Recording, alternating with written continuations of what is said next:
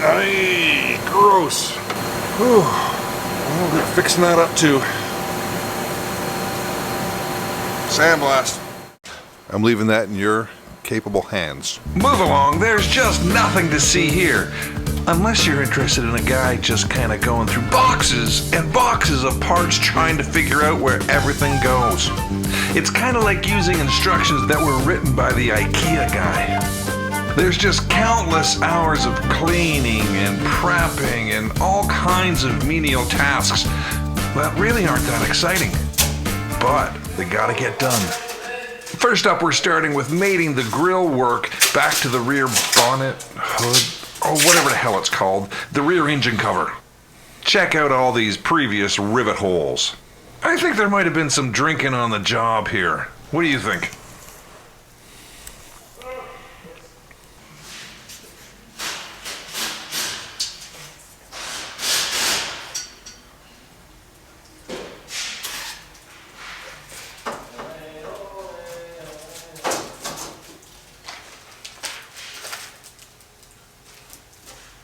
I purchased some black-headed rivets because that's what's supposed to be in there, but I must not have a rivet tool with a small enough head because they just didn't want to go in.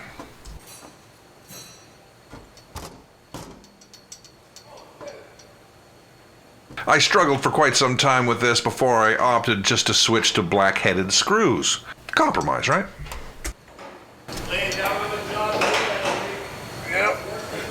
There is also a smaller inner grille, like it's a mesh system that sits on the inside. I don't have it, I have to source it, so I gotta figure out what to put in there. I swear though, every breath I take, every move I make, every step I take is pre-planned so that I don't scratch something. 'Cause I know you'll be watching me, and it'll be recorded for all the world to see. And apparently my floor isn't as clean as I thought it was if you look at my sweater.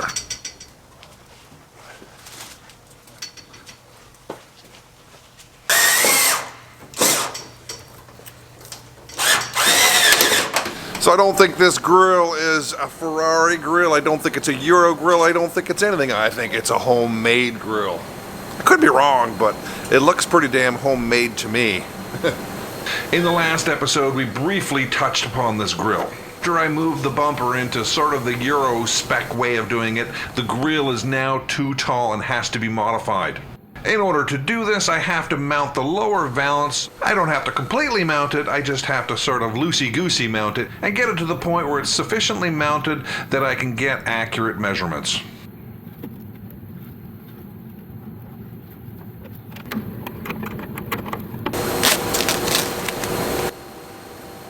I scrounged around in the scrap metal bin looking for a few suitable pieces so that I can make sort of a template out of metal.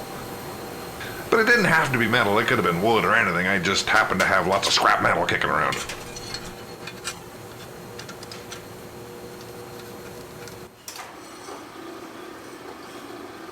I don't know what's going on with the lighting in this camera, but man, my hands look like I should be auditioning for a zombie movie.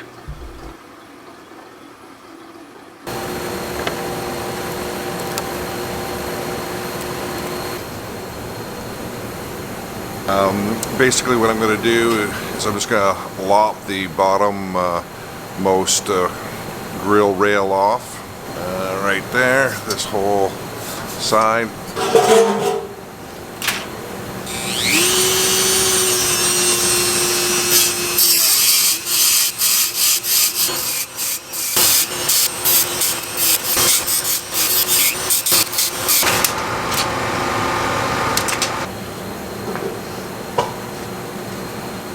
Yep, it's starting to taste like aluminum. Aluminum. Maybe I should put some protective gear on.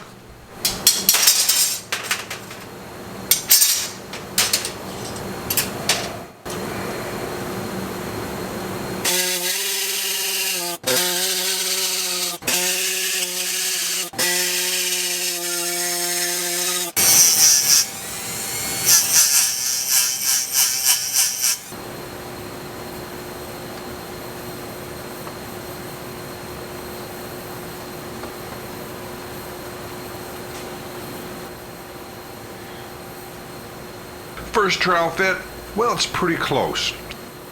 But not quite close enough. I'm being picky here, but I'm off 2 or 3 degrees at the bottom.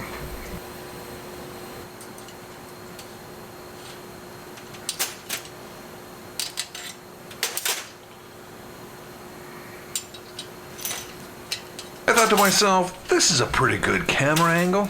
And then of course I went and blocked it. But at least I didn't block it for too long.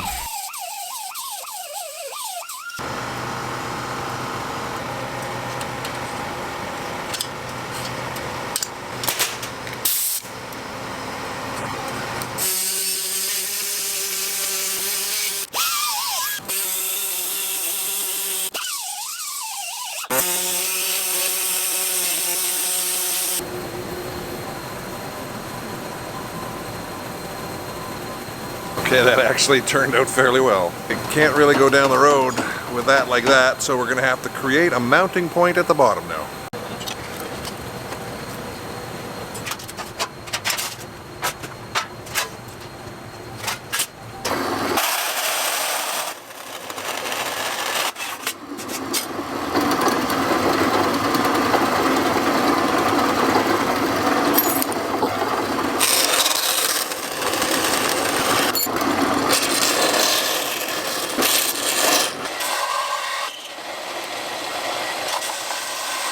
I have an existing hole here that I want to use. That, however, looks like crap. I'm going to have to work a little harder at that.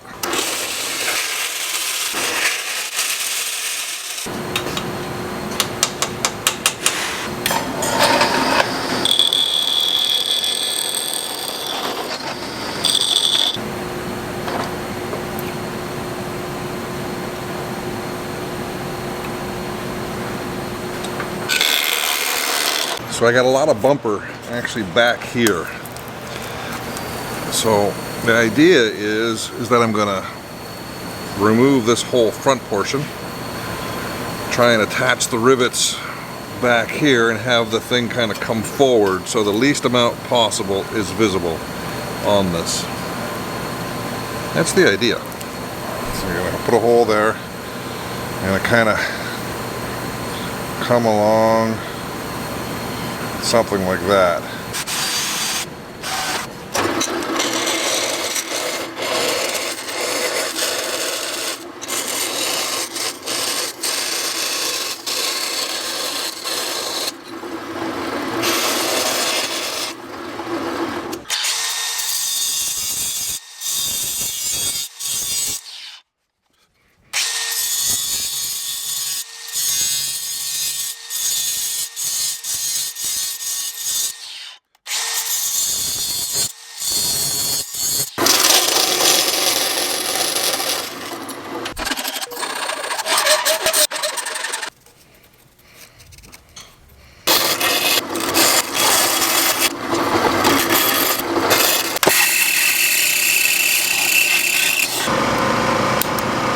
Come on!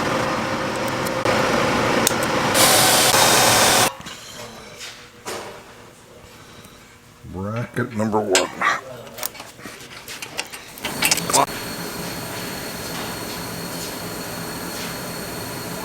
Alright, from that to that.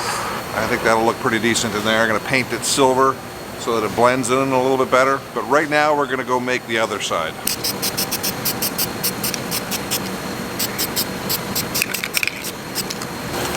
This stuff is literally called Dum Dum, and it's a adhesive.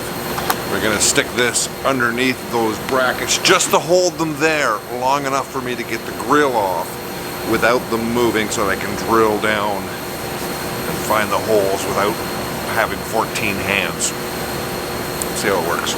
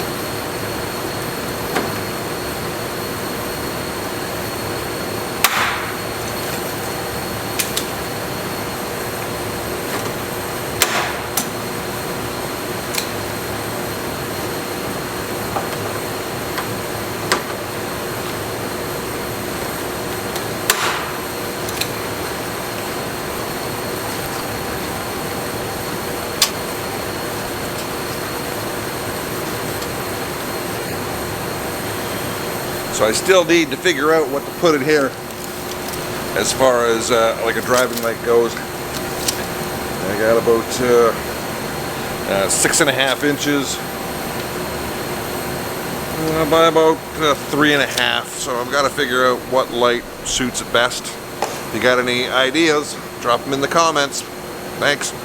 These headlight lifter assemblies have sat on my bench for a good solid 2 or 3 weeks, with me kind of staring at them wondering what I should do with them.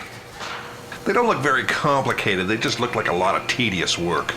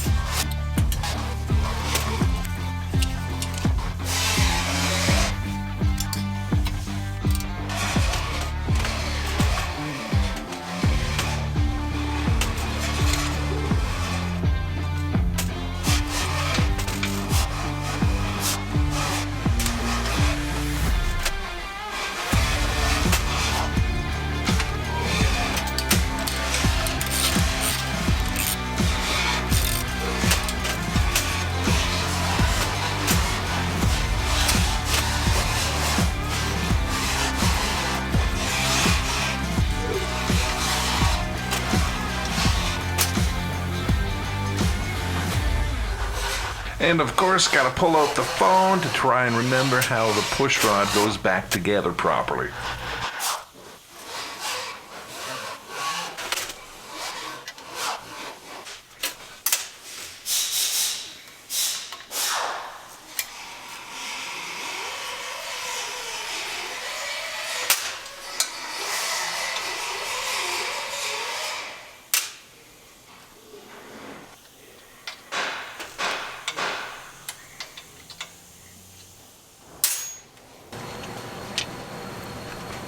There.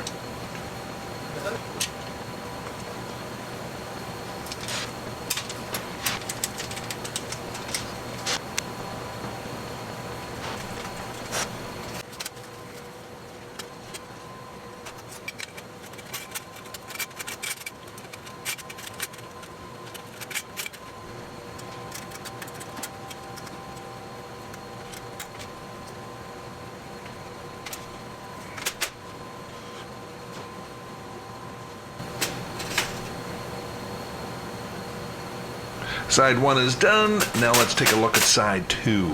Okay, I don't think I'm going to get so lucky on side number 2. Oh boy. Definitely got a bit of a problem there. That's a lot of slop.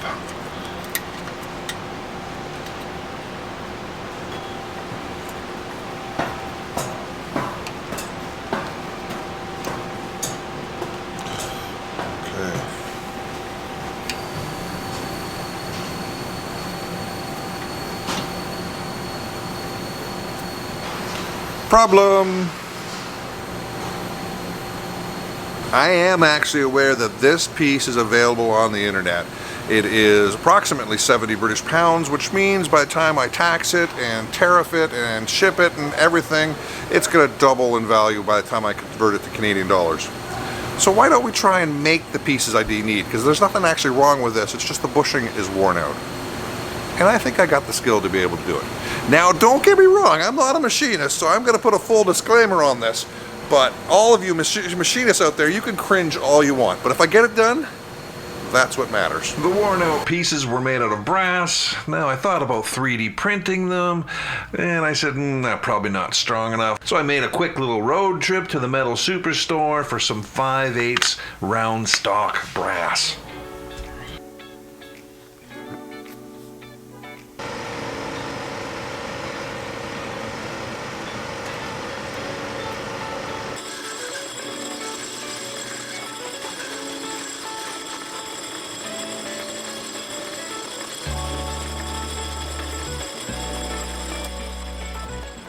Everybody keeps saying, "What's taking you so long, Lou? Why isn't this thing running yet?"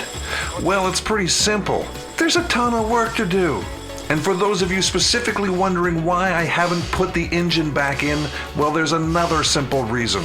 If I had put the engine in late fall, well, of course I would want to have driven it. And then all these small little repairs that I'm doing wouldn't get done because I'd be so horny to drive the damn thing that I would forget about everything else.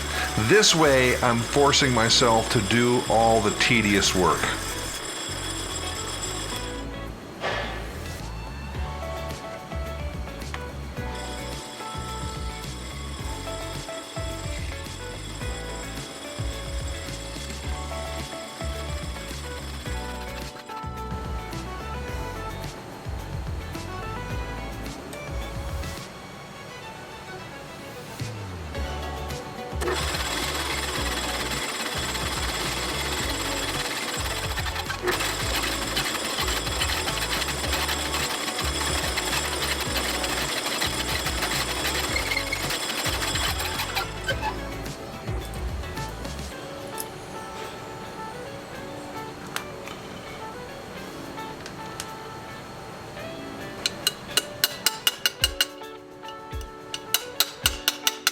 This first one's a bit tight, so I'll be sure to loosen up the second one just a wee bit.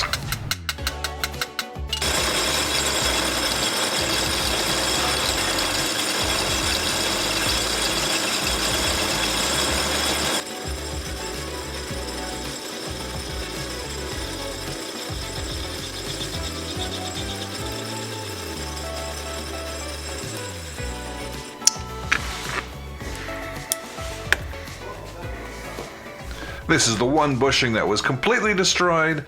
The other side was partially destroyed, so I decided to remake them both, and of course I had one casualty.